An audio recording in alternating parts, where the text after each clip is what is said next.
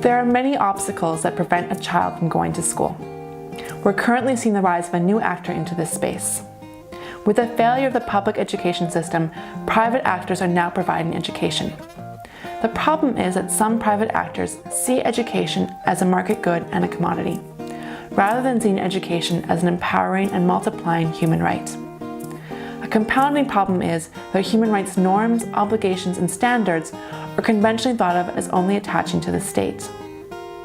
This creates a large accountability gap, and there's very little regulation or oversight of private actors providing education. In this final block, we talked to Merelda Conning of Open Society Foundation on the global grassroots movement seeking to create international human rights law regarding states' obligations on private actors in the delivery of education.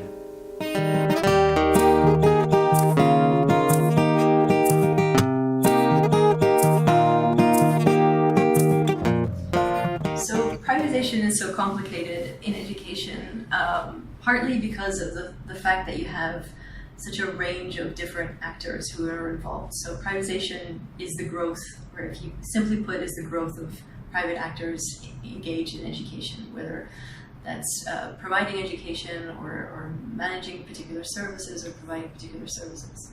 And what makes it so complicated is that privatization, or this involvement of private actors, doesn't involve one private actor. It's not the private sector.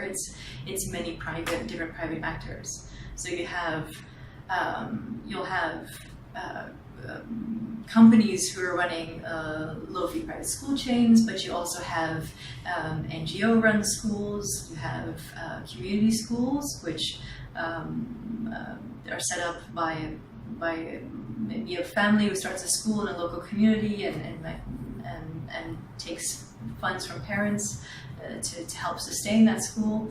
It could be religious schools. So you have a whole spectrum of actors who are involved in education. And so when you talk about private actors, it's complicated because you can't talk about one group. It's many different stakeholders with different motivations and interests who are in an education space.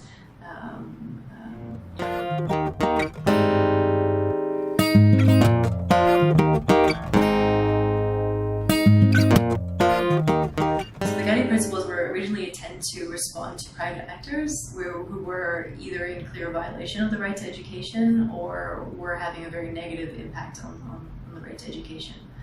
But as the process expanded, the guiding principles, the scope of them has also been to really address different or set the role of different private actors in education, and the conditions or limitations under which they can operate, which of course makes the whole process for developing them even more complex. So the guiding principles are meant to bind states. It's about state obligations with regard to private actors in provision of education. And it's supposed to set out what states' obligations are, own obligations are with the right to education, and when and how they involve, or lay out the conditions for the engagement of private actors. And so it sets out states' obligations to fulfill and protect the right to education, but it also speaks to some degree, but only partly, to the responsibilities of private actors. It doesn't spell out what private actors should or should not do. It spells out really what states can or cannot do. So the guiding principles at the level of the UN, they could be used in general comments, to inform general comments. They could also be used by various committees in their assessment of states, and also by the UN Special Rapporteur to inform future reports.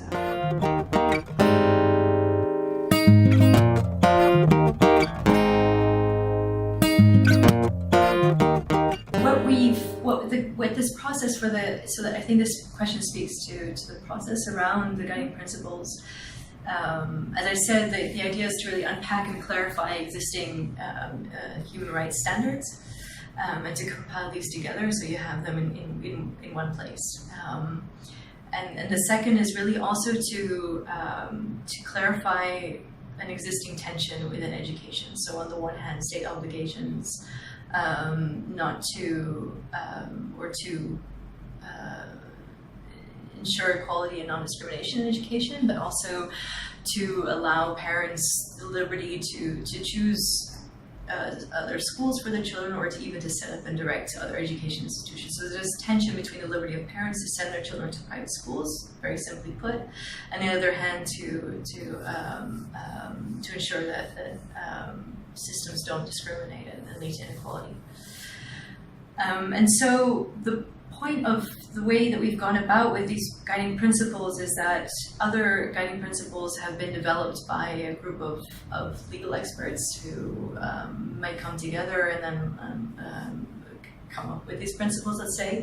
And in this process, what we really wanted to do is to make sure that we've shared the lived experiences and realities from different contexts, and that those are also reflected in the actual guiding principles that emerge from this process. And so we set up, and what we really wanted to facilitate was a broadly consultative process where we engage a range of stakeholders to give shape to these principles. And we wanted to do that both to build consensus around this issue, because the issue of the involvement of private actors is very contentious. So in a way, we wanted to move beyond this: are private actors good, or are they bad? Are they better quality, or are they lower quality? But really to say, okay, that doesn't matter. What matters is if there are private actors in the system, they must conform to the same norms and standards as any actor that's involved.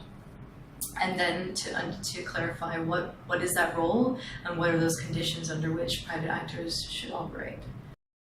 What we did was we set up a process where we would have a number of stakeholders, different stakeholders, engage in giving shape to these principles, which doesn't mean that they can just come up with any principles, of course. There was a drafting process where we had already set out principles that reflected what we knew was in the law, but it had also included for example, outcomes of concluding observations from parallel reporting that had informed some of the principles. And so the idea was to hold a number, or to convene a number of consultations in different regions around the world that would bring a number of stakeholders together to look at these guiding principles, discuss the main areas of contention, but also to input and reflect on the principles in relation to what was happening in their context. Because obviously the involvement of private actors in education plays out very differently in different contexts, and so we want to make sure that you have a very robust framework that is applicable in many different places.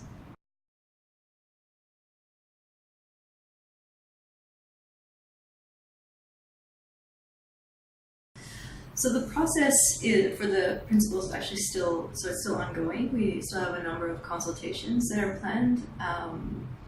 And what happens after these regional consultations is that the draft that consolidates a lot of these inputs, as well as the inputs, the background papers, and a number of other legal analysis that's being done to support the development of the guiding principles, will be handed over to a group of experts.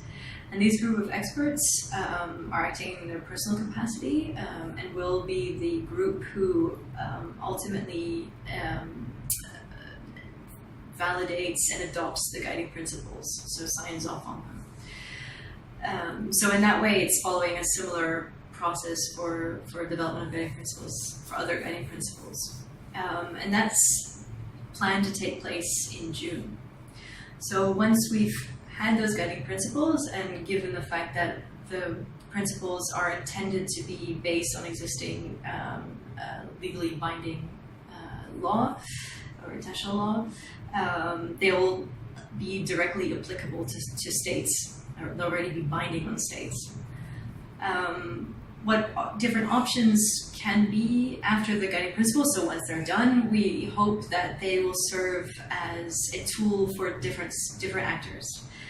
One, that they can be a guide for states in developing policies around the private actors that already are operating in the education sector, or the involvement of new actors. That they'll serve as a tool for civil society organizations and other stakeholders like researchers to assess the impact of private actors against human rights. Then they might serve as an advocacy tool to help inform civil society positions and key points to advocate around, or key issues to advocate around. But they could also serve as a tool for litigation, so the actual principles could be used as a tool in courts. In cases where non-state actors may be in violation of the right to education, or where states might not be meeting their obligations.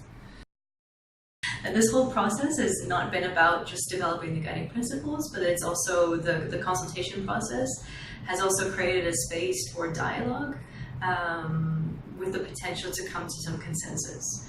And that's something quite unique, because most of the dialogue that has taken place hasn't rooted itself in something as concrete as a rights perspective or human rights. And so an existing human rights framework has allowed to already set the conditions for the discussion, to say, okay, we're working on something that's already universally agreed, trying to understand it and come to a consensus. So in different consultations, we've invited non-state actors to participate in the discussions. We felt that if we're developing a set of guiding, or this process is developing a set of guiding principles in relation to the role, the conditions, and the limitations of private actors, that non-state actors might be able to also input into this process. And it's interesting that in those discussions, we see that there is consensus around a need for private actors to be regulated, that they should meet minimum norms and standards, particularly around teachers' qualifications, around the facilities in schools, about appropriate relevant curriculum, so that there is that the non-state actors that have been or private actors that have consultations have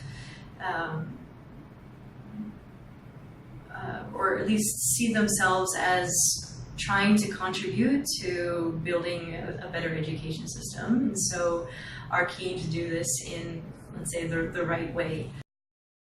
Where the discussion it's become quite interesting is where we brought in non-state actors such as representatives of religious schools in different countries, who are either private actors that are running, so they're religious school providers who might receive funding from the state or not, but where the contention is, where these schools already receive funding from the state, if the guiding principles in their current form were to be implemented, there would be very strong restrictions on those types of schools actually receiving government support.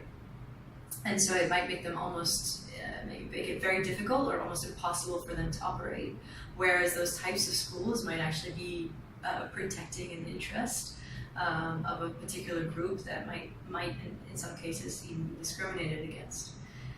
And so when you have that discussion where you say, okay, what happens with regard to religious schools who receive funding from the state? They're a non-state actor by the definitions in the guiding principles, but then at the same time they're receiving public funds. And so I think that has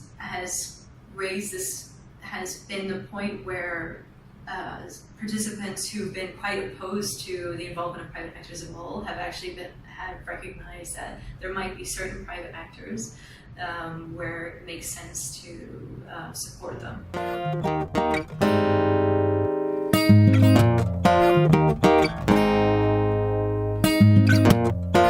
So we've encountered criticism on a number of areas. One is the legal nature of the guiding principles. There was a question about whether these are really reflective of human rights law. And on the other hand, there's been the question of should they go beyond the law? You know, should they be more aspirational and be and better align itself with, for example, the Sustainable Development Goal framework that sets in a way a broader scope around the provision of education that should apply to all levels, which the human rights law is, in terms of the right to education, is applicable to basic education, but doesn't really speak to, for example, early childhood education or higher secondary education. Another area, and then the question, so it also related to the legal basis for the principles was particularly around the question of whether states can fund private actors, was where is this actually set out, and do you have, what is this based on? And so some of the principles have a basis in case law, and so the criticism was, are you selecting certain cases over others to support some of these principles? Another sort of question about the principles has been around the process. So who is leading and coordinating this work and guiding the process for the development of the principles? Not so much about who can participate, but who finally endorses and validates these guiding principles. And there, the Secretariat has been quite clear that it's a group of legal experts, which is not only, a group of experts who will validate and endorse the principles. And that doesn't only include human rights experts, but will also include experts from the education field. And so that's been one way of addressing that contention, to make sure that this group of experts reflects both education and human rights fields. So a third area of contention has been around the content. So what should actually be in the guiding principles? Should the guiding principles only talk about what state obligations are with the right to education? Should it actually even make mention of the provision of education by private actors? And where it does so, should it include the possibility that states might fund private actors under certain circumstances?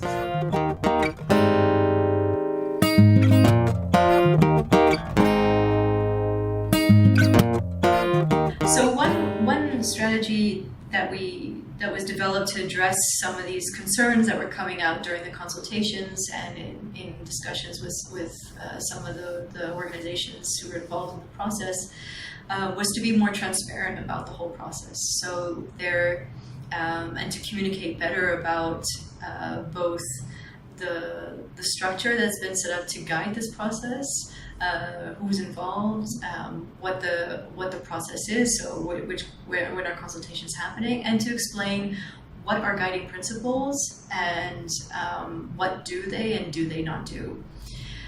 And also what is their, what are they based on, and importantly, how can they be used? So the Global Initiative for Economic, Social, and Cultural Rights has a dedicated webpage that is on the guiding principles, which includes a section with frequently asked questions. So any of the questions that have come up in the consultations, those questions are explained. Who can use the guiding principles, who is the audience for them, who is developing them, how can I get involved, what are they based on, these types of questions that have come up. Are they promoting the private sector, or do they support the public sector? Things like this. A guide was also developed to explain what the guiding principles are in an easy and accessible way. And The intention is also to establish a mailing group for any participant who's taken part in a consultation to follow up on the process afterwards, to either provide further inputs or feedback, or to ask any questions about the process. And that's been one way. And to constantly try to engage those organizations that have questions.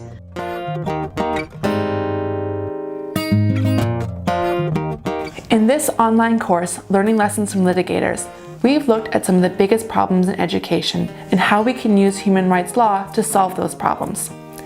We've looked at how you can use the individual learner's story as a way to achieve broad social justice aims, while at the same time preserving the individual's voice and participation in the court process. We've looked at how to design remedies so that courts are able to effect transformative change in education. And finally, we've looked at how international human rights law can advance our understanding of what a right to education means. Education is the greatest gift that you can give any child. Campaigners and activists work tirelessly every day to make sure children receive that gift. This online course has focused on the role of law and what it can bring, so that every child, no matter who they are or where they are, is able to access high-quality education.